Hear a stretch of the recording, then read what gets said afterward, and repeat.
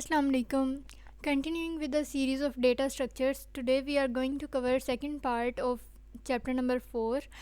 So previous video में हमने इस बैक मेथड को जो है वो रहने दिया था कि ये डब्ल्यू लिंक लिस्ट से रिलेटेड है, तो हम इसको नेक्स्ट में स्टार्ट करेंगे.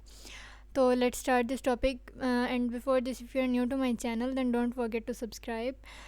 सो बैक मेथड देखें, नेम से पता चल रहा है कि आपने क्या करना है कि आपने लिंक लिस्ट में जो भी आपका करंट पॉइंटर है ना उसको 1 पोजीशन बैक मूव कर देना. ठीक है, यहाँ से पहली बात तो ये एमसीक्यू में आ जाता है कि बैक मेथड में किसको हमने 1 पोजीशन बैक मूव करना है, करंट जो आपका पॉइंटर है उसको. ठीक है, अब देखें, अब फॉर एग्जांपल आपके पास पूरी एक लिस्ट है, लिंक लिस्ट, और उसमें कहीं दरमियान में वो एलिमेंट, वो नोड मौजूद है जिसको आपने बैक पे मूव करवाना है. अब आपने पूरी लिस्ट को जो है वो ट्रेवर्स किया स्टार्ट से लेके जब तक कि वो आपको नोड ना मिल जाए. ठीक है, अब समझ लें वो करंट नोड आपको मिल गया, आपने उस करंट नोड को लास्ट करंट नोड बना दिया और वो बैक मूव कर गया. ठीक है, ये तो हो गया सिंपल.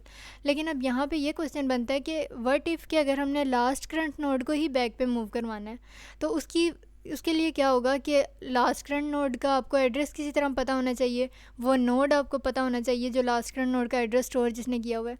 तो अब ये तो हमारे पास चॉइस है नहीं सिंगली लिंक लिस्ट में कि हम पीछे जाना शुरू कर दें फ़ौरन, या पीछे जाके देख लें, लास्ट करंट नोड से पीछे वाले को देख लें कि क्या एड्रेस स्टोर हुआ हुआ है. तो ये चॉइस आपके पास यहाँ पे नहीं है. तो आपके पास यही ऑप्शन बचता है कि हम लिंक लिस्ट के दोबारा शुरू में जाएँ और फिर से पूरी लिस्ट को ट्रैवर्स करें. तो ये जो है वो फिजिबल नहीं है. तो अब इस मेथड को, इस इशू को ओवरकम करने के लिए डब्ली लिंक लिस्ट है. डब्ली लिंक लिस्ट में यहाँ पे आप इसका स्ट्रक्चर अगर देखें, 3 मेन फील्ड्स हैं. एक एलिमेंट है, then previous and then next. Element वो डेटा पार्ट है जिसमें नोड में जो असल वैल्यू स्टोर होती है, कोई भी इंटीजर या कोई भी आपके पास डेटा पार्ट है वो इसमें स्टोर होगा. नेक्स्ट, जैसा कि सिंगली लिंक लिस्ट में था कि ये अपने से अगले वाले नोड का इसने एड्रेस स्टोर किया हुआ है. और यहाँ पे जो एक्स्ट्रा ऐड हुआ है एक फील्ड प्रीवियस, ये क्या करेगा, ये भी पॉइंटर है, लाइक नेक्स्ट भी एक पॉइंटर है और प्रीवियस भी पॉइंटर है. नेक्स्ट जो है वो अपने से अगले नोड का उसने एड्रेस इसमें स्टोर किया हुआ है. ठीक है, और एलिमेंट का ये जो प्रीवियस वाला पॉइंटर होगा ये अपने से पीछे वाले नोड का, अपने से पिछले नोड का जो एड्रेस स्टोर करेगा. ठीक है, सो अब यहाँ पे हम देखते हैं कि हमने जो क्लास बनाई थी नोड, अगर तो वो सिंगली लिंक लिस्ट से हमने डबली लिंक लिस्ट में शिफ्ट करनी है तो हमें क्या चेंजेस करने पड़ेंगे अपने कोड में. तो अब यहाँ पे देखें कि बाकी सारा सेम रहेगा, जैसे गेटर और सेटर फंक्शंस जो हमने यूज़ किए थे सिंगली लिंक लिस्ट के केस में, कि आपने जो है वो एक डेटा पार्ट के लिए बनाना है और दूसरा उसके नेक्स्ट पॉइंटर के लिए बनाना है. तो सेम जैसे नेक्स्ट पॉइंटर के लिए बनाया था ना, वैसे ही उसके प्रीवियस पॉइंटर के लिए भी बनाना है कि आपने get previous is a pointer to node, और ये क्या करेगा कि आप के लिए जो है वो एड्रेस ले लेगा प्रीवियस नोड का. ठीक है, और फिर सेट प्रीवियस में क्या होगा कि वो अपने से प्रीवियस वाले की जो भी वैल्यू है वो अपने प्रीवियस पार्ट में स्टोर कर लेगा, सेव कर लेगा. और यहाँ पे देखें कि इसका जो प्राइवेट डेटा मेंबर्स यहाँ पे हमने मेंशन करने होते हैं, तो इंट ऑब्जेक्ट और next node is a pointer to node ये सेम है, और सिंपली हमने ऐड कर दिया नेक्स्ट नोड की तरह ही कि previous node is also a pointer towards node. ठीक हो गया. अब यहाँ पे हम इसको देख सकते हैं, फॉर एग्ज़ाम्पल ये आपके पास डब्ली लिंक लिस्ट है. और अब यहाँ पे देखें, अब फॉर एग्ज़ाम्पल हमने क्या करना है कि हमने नया नोड जो है 9 ऐड करना है डब्ली लिंक लिस्ट में. तो अब यहाँ पे ये जो प्रीवियस और नेक्स्ट है इनको आपने गौर से देखना है, इसमें मिस्टेक्स के ज़्यादा चांसेस समटाइम्स जो है वो हो जाते हैं. अच्छा, अब यहाँ पे देखें स्टेप 1 जो मैंशनड है, सबसे पहले आपने क्या करना है कि ये जो नया नोड हम बनाने जा रहे हैं, जो ऐड करने जा रहे हैं, उसका ये जो नेक्स्ट पॉइंटर वाला पार्ट है, जो नेक्स्ट फील्ड है, उसमें हमने वैल्यू स्टोर कर देनी है किसकी, 8 की. ठीक है, क्यों, क्योंकि इस वक्त आपके पास जो है वो करंट तो है 6 की तरफ, तो इसका मतलब है कि हमने 6 के बाद और 6 और 8 के दरमियान में इस 9 वाले न्यू नोड का एडजस्ट करना है. ठीक है, तो उसके लिए सबसे पहला स्टेप क्या है कि जो नया नोड हम इंसर्ट करने जा रहे हैं अपनी डब्ली लिंक लिस्ट में, उसका जो नेक्स्ट पार्ट है उसमें हमने 8 की वैल्यू वाले नोड की वैल्यू स्टोर कर देनी है. फिर नेक्स्ट में इसके प्रीवियस पार्ट में हमने जो 6 की वैल्यू है वो स्टोर कर देनी है. और फिर थर्ड स्टेप क्या होगा कि आपने इसको जो है वो लाइक ये जो 8 था, जो आपका अगला नोड होने जा रहा है नए नोड के अगले वाला, उसका ये जो प्रीवियस फील्ड है, अब प्रीवियस फील्ड 8 का जो है, अब 9 दरमियान में जब आ जाएगा तो 8 के प्रीवियस के लिए लाजमी है ना कि वह 9 का ही एड्रेस स्टोर करे. तो हमने थर्ड स्टेप में किया कि हमने ये जो 8 का प्रीवियस पार्ट है उसमें 9 की वैल्यू लेके स्टोर कर दी. क्यों, क्योंकि अभी दरमियान में इंसर्ट होने जा रहा है. इसी तरह फिर हमने जो है वो 6 के लाइक स्टेप 4 जो है आपके पास, इसमें जो 6 था आपके पास उसके नेक्स्ट नोड में हमने 9 की वैल्यू स्टोर कर दी. ठीक है, तो अब क्या होगा कि ये 4 स्टेप्स जब मेन फॉलो होंगे तो आपका नया नोड जो है वो इंसर्ट हो जाएगा इसमें, ठीक हो गया। अच्छा जी, अब उसके बाद आ गया सर्कुलर लिंक लिस्ट। अब हम असल में नल पॉइंटर्स वगैरह से, इस तरह के कंपाइलेशन एरर से बचने के लिए हमने डब्ल्यू लिंक लिस्ट और बैक मेथड को इजीली फॉलो करने के लिए बनाई थी।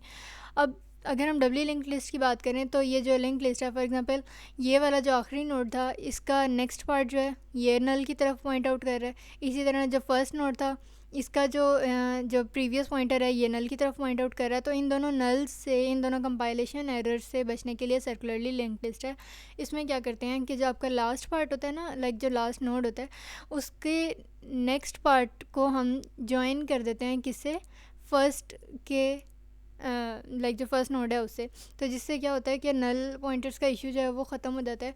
क्यों? क्योंकि अब आपके पास ये सर्कुलर लिंक लिस्ट है और इसमें क्या हुआ कि जो लास्ट नोड था उसको हमने जो है वो इंटरलिंक कर दिया फर्स्ट से। अब आपके पास यहाँ पे कोई भी ऐसा नोड नहीं है जिसमें जो है वो जो नल की तरफ पॉइंट आउट कर रहा हो। तो ये एक जो है वो कंपैरेटिवली इजी मेथड है, ठीक है। अच्छा जी, अब जोसेफस प्रॉब्लम। अब जोसेफस प्रॉब्लम जो है इसकी हिस्टोरिकल बेस्ड जो है वो, इसमें काफ़ी ज़्यादा इसकी हिस्ट्रीज़ जो हैं वो फेमस हैं कि ये कहाँ से इवेलुएट हुई। खैर वो हमारा कंसर्न नहीं है, हम मेन उसकी तरफ चलते हैं। जोसेफस प्रॉब्लम में क्या होता है कि फॉर एग्जांपल 1 से लेकर 10 तक, फ्रॉम 1 to 10 आपके पास यहाँ पे नंबर्स हैं और आपने किसी तरह किसी एक को सिलेक्ट करना है जो बाद में हमारे पास फाइनल आंसर में है।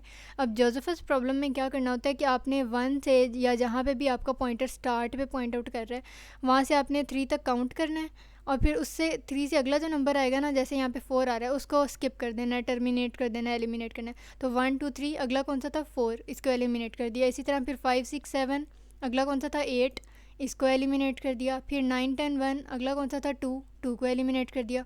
इसी तरह फिर ऑनवर्ड जब हम करते जाएंगे तो आपके पास 5 जो है वो बच जाएगा, ठीक है।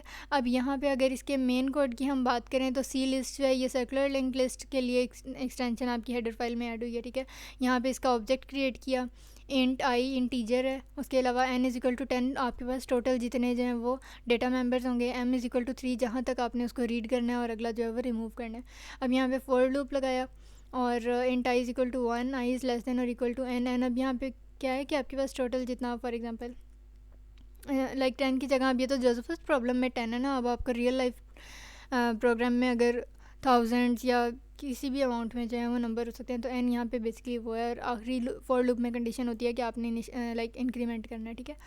अब उसके बाद क्या करना है कि लिस्ट डॉट ऐड के उसमें ऐड करते जाना है और स्टार्ट कहाँ से करना है, लिस्ट डॉट स्टार्ट के लिस्ट जहाँ पे स्टार्ट हो रही है, जहाँ से उसका हेड पॉइंटर, हेड नोड उसका स्टार्ट उसका लाइक पॉइंट आउट कर रहा है वहाँ से।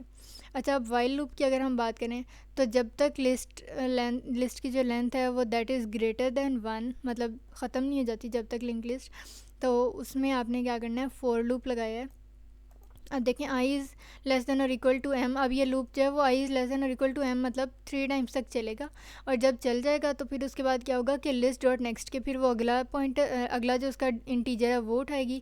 तो 1 2 3 के बाद अगला कौन सा था 4, और जब लिस्ट डॉट नेक्स्ट से हमें 4 मिल गया तो हम क्या करेंगे कि see out remove list dot get कि नेक्स्ट लिस्ट डॉट गेट के बाद को हम लाइक जब कॉल करेंगे ना, तो गेट मेथड से हमारे पास वैल्यू आ जाएगी किसकी, लिस्ट डॉट नेक्स्ट वाले के आंसर की। अब लिस्ट डॉट नेक्स्ट कैसे आया कि भाई आई इज़ लेस देन और इक्वल टू एम था ना, तो 3 तक तो चला था, नेक्स्ट ने हमें 4 का एड्रेस दे दिया और फिर जब हमने लिस्ट डॉट गेट किया तो हमें वो 4 की वैल्यू यहाँ से मिल गई और अब हमने उसको जो है वो रिमूव कर दिया। ऐसे करते जाएंगे अनलेस जब आपके पास ये सारा जो है वो n तक बराबर ना हो जाए, और फिर जब आपके पास कोई एक नंबर आखिर में बच जाएगा तो हम कहेंगे कि see out the leader is. अब जोसेफस प्रॉब्लम में असल में जो आखिर में बचता है उसको एज अ लीडर सेलेक्ट करते हैं ना, इसलिए यहाँ पे लिखा हुआ है कि leader is and then list dot get, और ये एंड लाइन के लिए यूज़ होता है, ठीक है। इसमें यही सारा कुछ बताया हुआ है कि एम और एन की जगह जो भी वैल्यूज़ हैं वो स्टोर हो सकती हैं। So that was all about lecture number 4। इसमें फिर भी कोई क्यूरी रह गई हो तो you can always drop a comment and I will answer your questions. Thank you.